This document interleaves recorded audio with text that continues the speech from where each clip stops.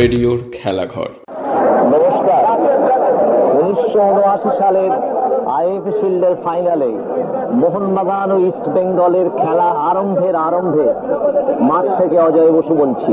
এই কণ্ঠস্বর নিশ্চয় শ্রোতাদের নিয়ে যাচ্ছে এক অনন্য নস্টালজিয়ার সফরে।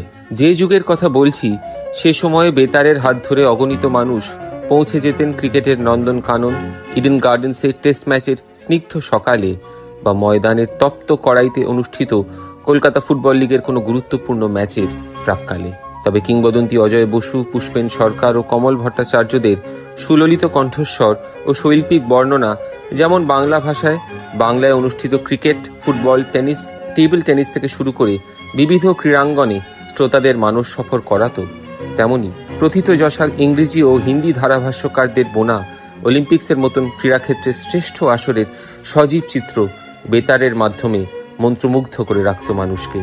রেডিও ধারাবিবরণীর মাধ্যমে খেলার দুনিয়া মানুষের বসার ঘরে প্রবেশ করেছিল সেই স্বর্ণযুগে, যে ঐতিহ্য আকাশবাণী এখনো বহন করে চলেছে। পাশাপাশি বেতার ক্রীড়ানুষ্ঠানের মাধ্যমে শহর থেকে গ্রামে যুগ যুগ ধরে পৌঁছে দিয়েছে খেলার দুনিয়ার টাটকা খবর, বিশ্লেষণ ও ক্রীড়াবিদদের সাক্ষাৎকার।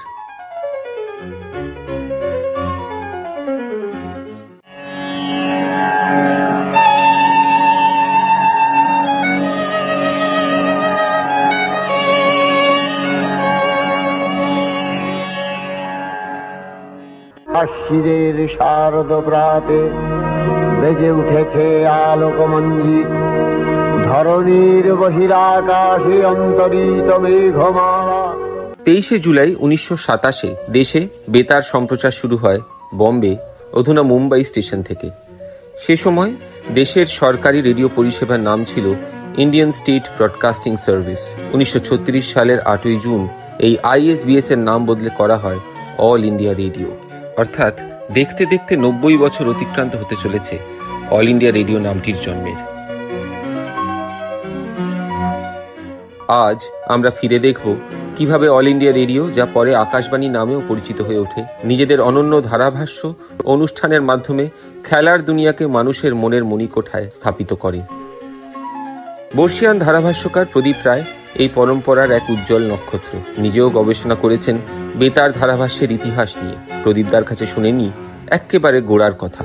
প্রথম বেতারে ক্রিকেট কমেন্ট্রি হয়েছিল 1922 সালে অস্ট্রেলিয়াতে, সিডনি ক্রিকেট গ্রাউন্ডে হয়েছিল। চার্লস ব্যানারম্যান, যিনি অস্ট্রেলিয়ার প্রথম অধিনায়ক ছিলেন, তার টেস্টিমোনিয়াল ম্যাচ হয়েছিল এবং সেখানে লিওনেল ওয়াট প্রথম কমেন্টেটর পৃথিবীতে হন বেতারের ধারাভাষ্যের ক্ষেত্রে। আসলে কি জানো তো, শুরুতে এই খেলাধুলোর ধারাভাষ্যটা প্রচার করা অত সহজ ব্যাপার ছিল না, কারণ কারোর ধারণাই ছিল না কমেন্ট্রিটা কিভাবে হতে হয়, কোনো পাথওয়ে ছিল না। যাই হোক, 1927 সালে প্রথম রাগবি ম্যাচ ব্রডকাস্ট করে বিবিসি, ইংল্যান্ড ভার্সেস ওয়েলস, এবং কমেন্টেটর ছিলেন টেডি ওয়েকালহাম, এবং তিনি ছিলেন বিখ্যাত রাগবি প্লেয়ার। সেই বছরই 1927, এই ইয়ারটা হচ্ছে বিবিসির কাছে বেতারে কমেন্ট্রির ক্ষেত্রে একটা অর্থবহ ভূমিকা নিয়েছে। আর্সেনাল বনাম শেফিল্ড ইউনাইটেডের মধ্যে হাইবারি গ্রাউন্ডে আর্সেনালে যে ফাইনাল খেলা হয়েছিল, সেটাতেও কমেন্টেটর হয়েছিলেন টেডি ওয়েকালহাম। ক্রিকেটের প্রথম কমেন্ট্রি হলো এসেক্স ভার্সেস নিউজিল্যান্ড, সেটা লেটনে খেলা হয়েছিল। Plum Warner, x English cricketer, তিনি কমেন্ট্রি করেছিলেন, কিন্তু তিনি কমেন্ট্রিটা আদৌ বুঝতে পারেননি কি করবেন, কি মানে হি ওয়াজ দ্যাট বে। তা যার ফলে তাকে পরিবর্তন করে পরে একটা ম্যাচে ফ্র্যাঙ্ক গিলিগ্যানকে আনা হয়েছিল, কিন্তু তিনিও তথৈবচ, কারণ শুরুতেই বৃষ্টি হলো আর খেলার কথা বলতে পারছেন না, নিজে ক্রিকেটার ছিলেন, যার ফলে তিনি কি করলেন, ওই হোর্ডিং এ অ্যাডভার্টাইজমেন্ট গুলো পড়তে লাগলেন। তো এইভাবে তার কমেন্ট্রি হয় না। তারপরে 1934 সালে হাওয়ার্ড মার্শাল, ইনি হচ্ছেন প্রতিকৃত বলা যেতে পারে বেতারে কমেন্ট্রি, এবং তার সঙ্গে ছিলেন Michael Standing, Jim Swanton, CB Fry এরা। আর ভারতবর্ষে বেতার আসে 1927 সালে। 30 সাল থেকে কিন্তু ইংরেজিতে কমেন্ট্রি শুরু হয়ে গেল। ইংরেজিতে তখন খুব পপুলার কমেন্টেটর ছিলেন বাটি মায়ার, তার সঙ্গে DW গোল্ড, যিনি ইনসাইড ফরওয়ার্ড ছিলেন ক্যালকাটা ক্লাবের, তারা চালিয়েছেন। ওই দশকটা তারাই কমেন্ট্রি করে গেছেন। আর সেইটা দেখে ক্রিকেটও প্রথম বেতারে ইংলিশ কমেন্ট্রি শুরু হলো 37 থেকে। ববি তালিয়ার খান তিনি কিন্তু সব ম্যাচই কমেন্ট্রি করতেন, এবং বিশেষত্ব এই যে তিনি কোনো সঙ্গী নিতে রাজি ছিলেন না, তিনি একাই করতেন। তারপর ভারত যখন স্বাধীন হলো 1947 সালে, সেই সময় এই একজনের কমেন্ট্রিটা শেষ হয়ে গিয়ে বেরি সর্বাধিকারী, পিয়ারসন সুরিটা, দেবরাজ পুরী, ভিজি, টিকি রত্নাকর এরা এলেন। তেমনি কলকাতায় তেমনি ইংলিশ কমেন্ট্রির জন্য ডাক পড়লো সিডনি ফ্রিস্কিন, নীরেন দে, বেরি সর্বাধিকারী, পিয়ারসন সুরিটা। এরপরে 1957 সালে হিন্দিতে কমেন্ট্রি হয়। হিন্দিতে কমেন্ট্রিতে অনেক নামকরা ভাষ্যকার করে গেছেন, জসদেব সিং, যোগা রাও, রবি চতুর্বেদী, মনীষ দেব, স্কর্ণ গুপ্ত, সুশীল দোষী। এবার বাংলা ধারাভাষ্যের ব্যাপারটা যদি বলি, 30 দশকে যখন ইংরেজি কমেন্ট্রি শুরু হয়েছিল সেই সময় কিন্তু ডিরেক্টর ছিলেন মিস্টার স্টেপলটন। তিনি বাঙালিদের মধ্যে এত ফুটবলের আগ্রহ দেখে যিনি প্রোগ্রামটা দেখতেন বাঙালিদের জন্য, নিপেন্দ্রনাথ মজুমদার, তাকে বলেন তুমি ধারাভাষ্য আরম্ভ করো। আর আমাদের হাতের কাছে তো বীরেন্দ্র কৃষ্ণ ভদ্র ছিলেনই, অত্যন্ত ভালো বলতে পারেন, সুবক্তা। তার সঙ্গে রাজেন সেনগুপ্ত, মোহনবাগানের 1911 যিনি খেলেছিলেন, তিনিও চাকরি করতেন ঘোষক হিসেবে। তারপর রাইচাঁদ বড়াল সঙ্গীতজ্ঞ, তিনি ছিলেন। যাই হোক, চেষ্টা করা হলো, কিন্তু থমকে যায় সেই বাংলা কমেন্ট্রি। 1955 সালে একটা অডিশন নেওয়া হয়। অডিশনে ডক্টর মনমথ দত্তের মতো খেলোয়াড় অডিশন দিয়েছিলেন, অজয় বোস দিয়েছিলেন, তার সঙ্গে ছিলেন সন্তোষ মুখার্জিও। অজয় বসু একেবারে সসম্মানে উত্তীর্ণ হন। তো অজয় বসুকে যখন পাওয়া গেল, তখন আকাশবাণী দেখতে লাগলো আরেকজন কমেন্ট্রেটর কাকে পাওয়া যায়। পুষ্পেন সরকারকে পাওয়া গেল। সেই 57 সালে মোহনবাগান বনাম রাজস্থানের খেলার মধ্যে দিয়ে প্রথম বেতারে বাংলা ধারাভাষ্য শুরু হলো। আর সেটা এত হিট করে গেল যে যার জন্য ক্রিকেটও কমেন্ট্রি শুরু হলো। ক্রিকেটে অজয় বোস, কমল ভট্টাচার্য এবং পুষ্পেন সরকার কমেন্ট্রি করেছিলেন। তো এখানে বলে রাখি, বাংলা বেতার ধারাভাষ্যে প্রথম মাইক্রোফোনটি নিয়েছিলেন কিন্তু পুষ্পেন সরকার। তারপর তো বেতারের ধারাভাষ্য ক্রমশ অনেক বড় হয়, এবং সত্যি কথা বলতে কি, ক্রিকেটকে রান্নাঘরে ঢুকিয়ে দিয়েছিলেন অজয় বোস, পুষ্পেন সরকার, কমল ভট্টাচার্য এবং প্রেমাংশু চ্যাটার্জি। তারপরে ফুটবলও যদি দেখো, তারপরে 70 দশক থেকে রমরমা শুরু হয় বেতারে ফুটবলের বাংলা কমেন্ট্রি। পিকে ব্যানার্জি, সুকুমার সমাজপতি, অমল দত্ত, বদ্রু ব্যানার্জি থেকে আরম্ভ করে অনেক নামি নামি খেলোয়াড়রা তারা ফুটবল কমেন্ট্রিতে চলে আসেন। 70 দশকেই আমি এসেছিলাম 75 সালে। আমার আগে নীলিমেশ রায়চৌধুরী, এছাড়া বিপ্লব দাশগুপ্ত, তারপর হরিপ্রসাদ চট্টোপাধ্যায়, তারপর আমার 2 বছর পরে জয়ন্ত এলো, তারপরে অরূপজ্যোতি বর্মন এলো, এরকম প্রচুর। সে সময় রেডিওর থেকে স্কোর জানা ছিল আবশ্যক, বলছেন প্রখ্যাত ক্রীড়া সাংবাদিক দেবাশিস দত্ত। অবশ্যই একটা বড় ভূমিকা ছিল রেডিওর। আমার এখনো মনে আছে, যখন আমাদের স্কুলে বা কলেজে পড়ার সময় আমরা রেডিওয়ে ধারাভাষ্য শুনতাম, এবং মনে করুন সকালবেলায় 10টার সময় ভারতের টেস্ট ম্যাচ শুরু হয়, এই 11টা নাগাদ হয়তো বাস থেকে নেমেছি, সামনে একটা লোক বসে রেডিওয়ে ধারাভাষ্য শুনছে। সঙ্গে সঙ্গে আমরা জানতে চাইতাম, দাদা স্কোর কত? বিনা উইকেটে 94 আছে।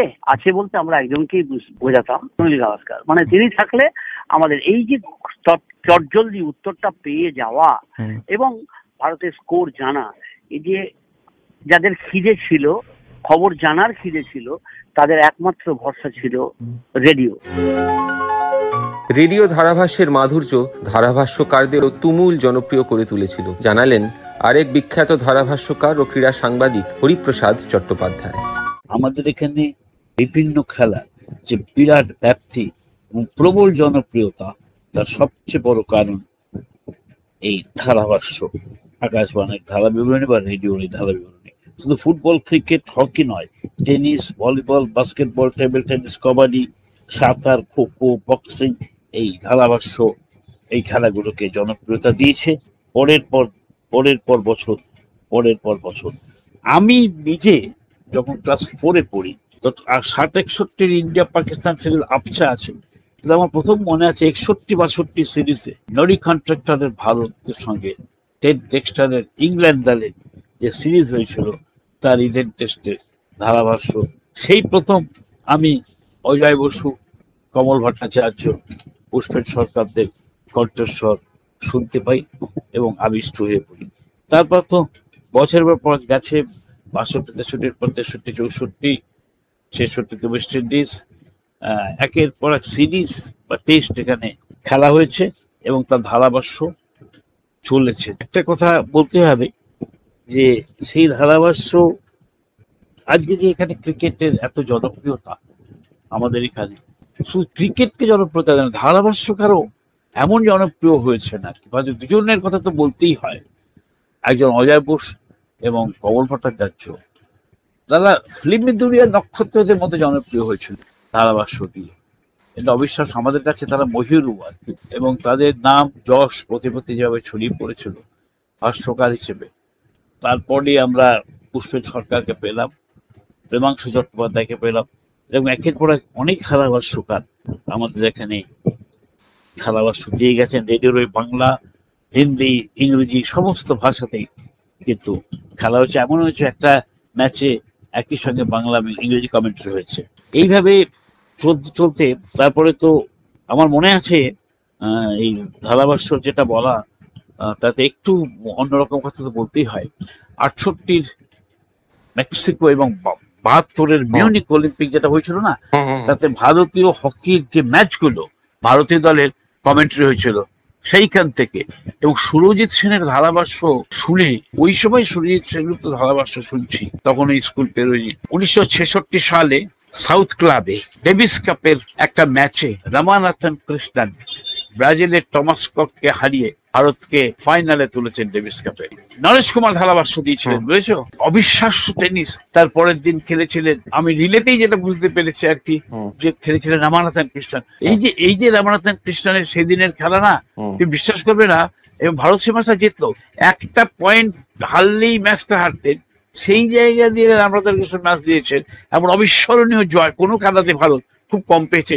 সেদিন কলকাতাতে যে আবেগ, যে উচ্ছ্বাস ছড়িয়ে পড়েছিল, এটা কিন্তু টেনিসকে কেন্দ্র করে আমাদের এখানে সেটা আমি দেখিনি।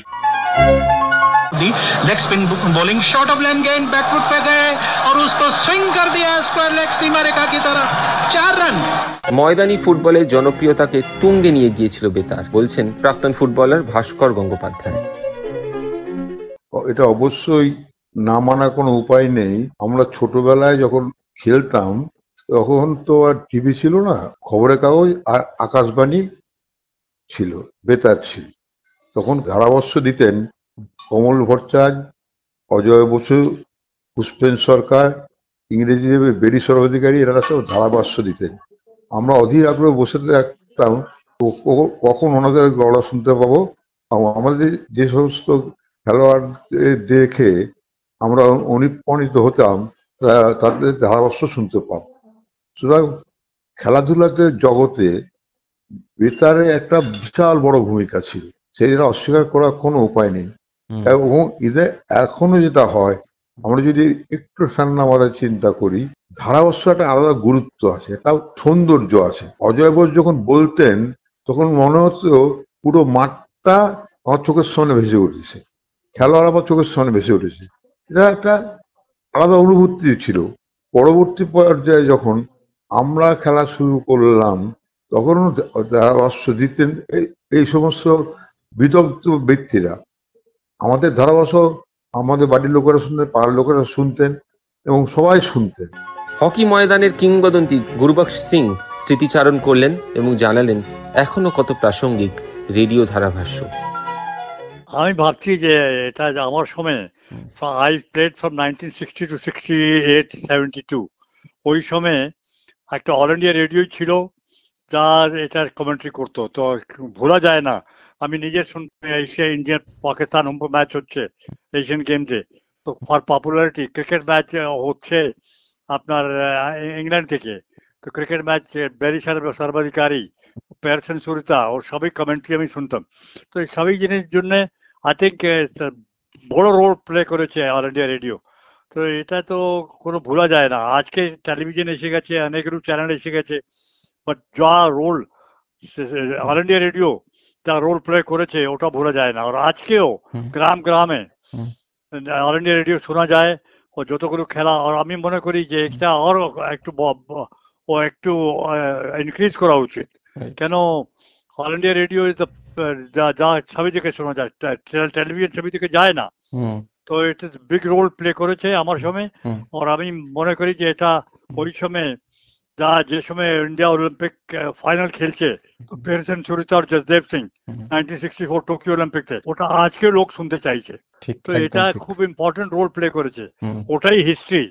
তো যা রোল, যা বড় বড় যারা অল ইন্ডিয়া রেডিও যারা লোক ছিল, ও যা রোল প্লে করে গেছে আর যা ইন্ডিয়াতে করেছে, I think it's a big role played by all India radio.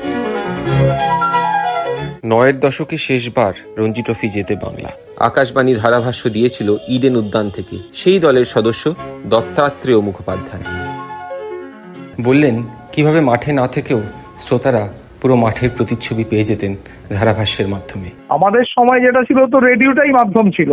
TV ওরম ভাবে তো চালু হয়নি কখনো, সবার বাড়িতে টিভি ছিল না, কিছু ছিল না, টিভিতে এত টেলিকাস্টও হতো না। আমাদের পুরোটাই রেডিওর ওপরে নির্ভর করতে হতো। Mohun Bagan east Bengal match football খেলা হচ্ছে, অজয় বোস, পুষ্পেন সরকার, এদের গলা শুনেছি, এদের গলা শুনে বড় হয়েছি।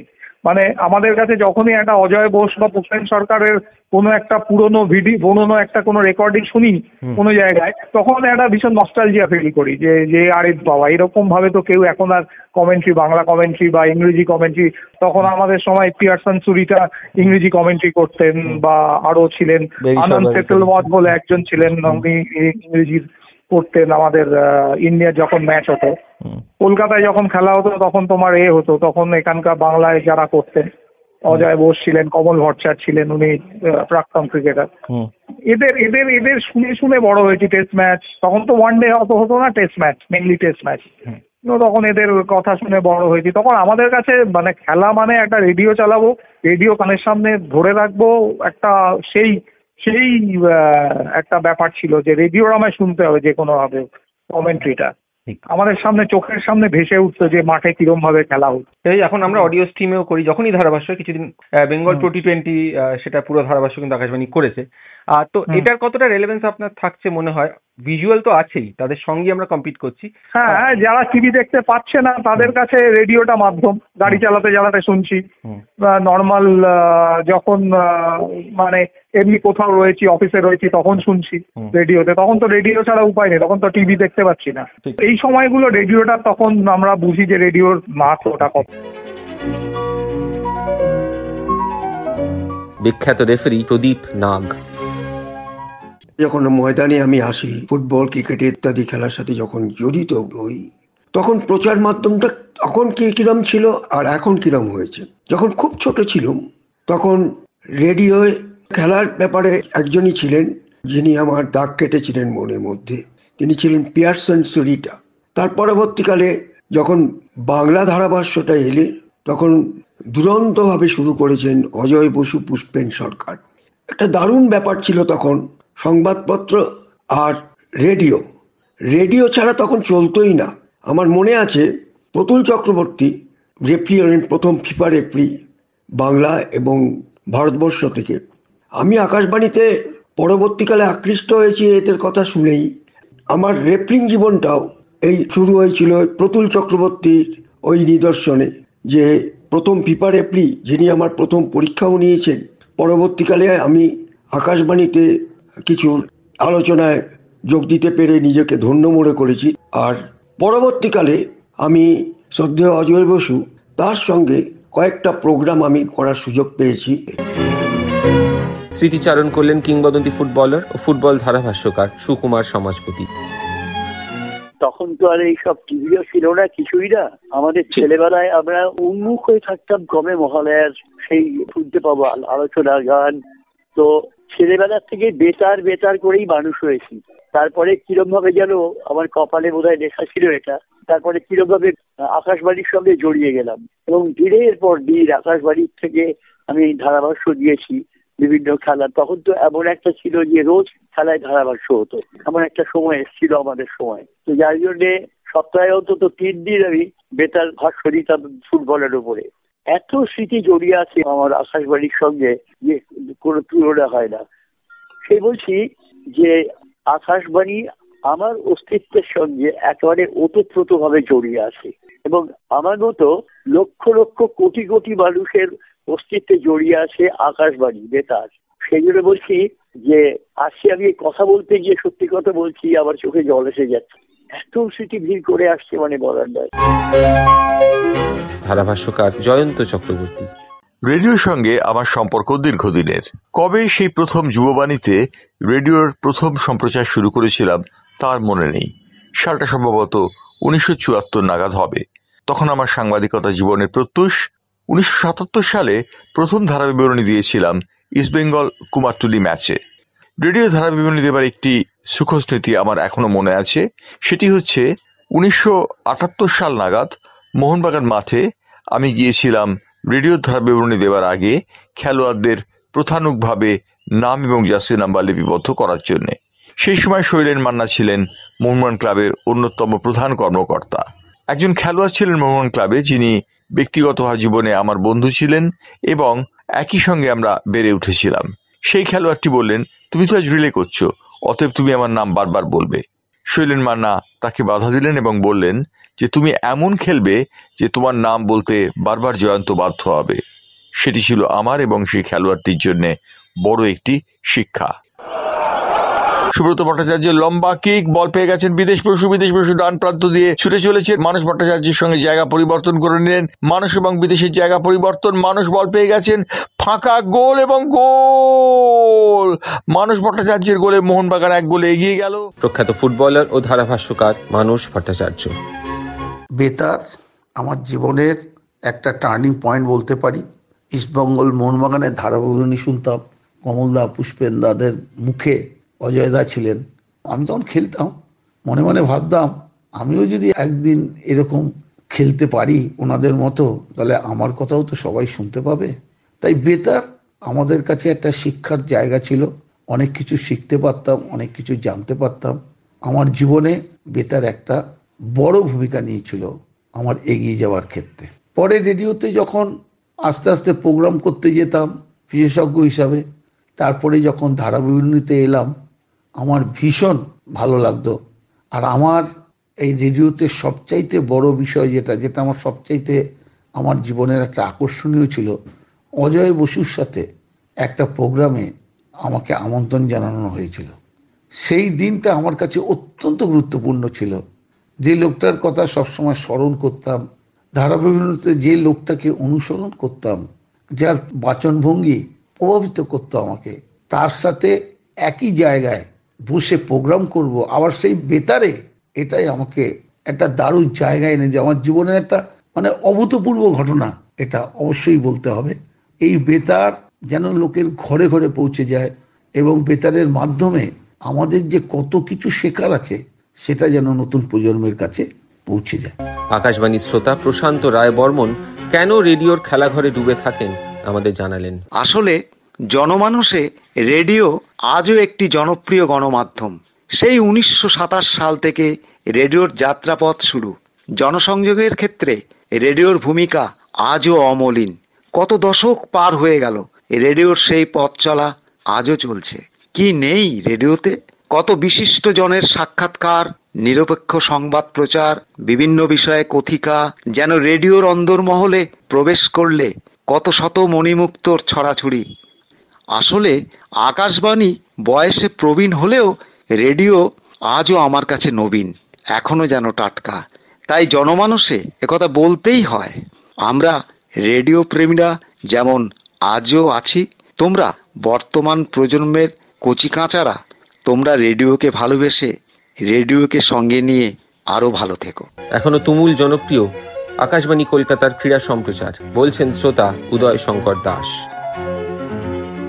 রেডিও ক্রীড়াঙ্গন অনুষ্ঠানে আমার যেগুলো ভালো লাগে সেগুলো হচ্ছে, প্রথম কথাই হচ্ছে এখন যেটা প্রথমেই হচ্ছে খবরের হেডিং গুলো, যেমন সমস্ত খবর আমরা ও থেকে খেলার জানতে পারি।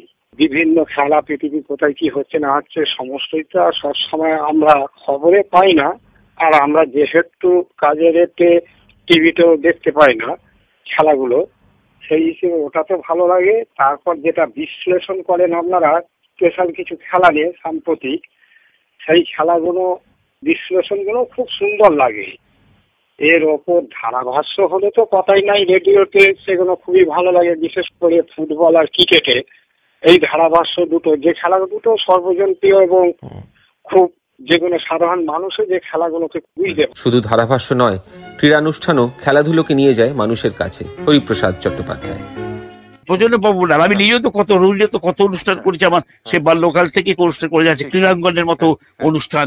গ্রামে গঞ্জে, শুধু কলকাতা তার আশেপাশে অঞ্চল নয়, তুমি গ্রামে গঞ্জে যাও, এই অনুষ্ঠান শোনে বহু, এবং ওই অনুষ্ঠান যে কত লোক শোনে তার প্রমাণ আমি পেয়েছি। পরে চিঠিপত্র যে উত্তর তাও তো আমি দিয়েছি। প্রদীপ রায়। আমরা প্রচুর রেডিও প্রোগ্রাম করতাম এবং চিঠিপত্রের উত্তর দিতাম, মানে এত চিঠি আসতো। আমার এখনো মনে হয়, তুমি ধরো আমি 70-80 দশকের কথা বলছি, তখন আমরা স্টুডিওতে রেগুলার কমেন্ট্রি করার সাথে সাথে এইসব প্রোগ্রামগুলো করতাম, আমরা উত্তর দিতাম, এবং সেই চিঠি যদি স্তূপাকার হয়ে আকাশবাণীতে পড়ে থাকতো, বুঝতে, তার মানে কিন্তু বোঝা যায় যে কত পপুলার ছিল রেডিও প্রোগ্রামগুলো। তারপরে তো পরের দিকে তো তোমাদের অনেকগুলো প্রোগ্রামই হচ্ছে, সেগুলো আমি রেগুলারলি করার সুযোগ পেয়েছি। সুতরাং এটার একটা অন্যরকম ভ্যালু আছে। সেই ভ্যালু সিস্টেমটাই আসলে কি জানো তো, আমার কাছে আকাশবাণী হচ্ছে মাদার।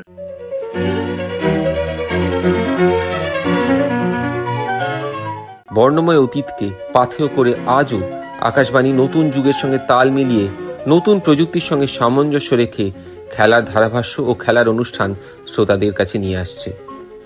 এই ঐতিহ্য আকাশবাণীর গর্ব ও ভবিষ্যতে দৃপ্ত পদচারণার সম্বল। তাই বেতারের খেলাঘর আজও অমলিন, আজও উজ্জ্বল। হয়তো আপনারা কিছুটা উল্লাস বা আনন্দ ধরে শুনতে পাচ্ছেন, তার কারণ এই মাত্র মাঠের ধারে এসে পৌঁছলেন সীমা অকরি। এতক্ষণ শুনলেন বিশেষ অনুষ্ঠান রেডিওর খেলাঘর। সহযোগিতা সঞ্জয় হাজরা। রচনা, গ্রন্থনা, সম্পাদনা ও প্রযোজনা সৌর্য চৌধুরী।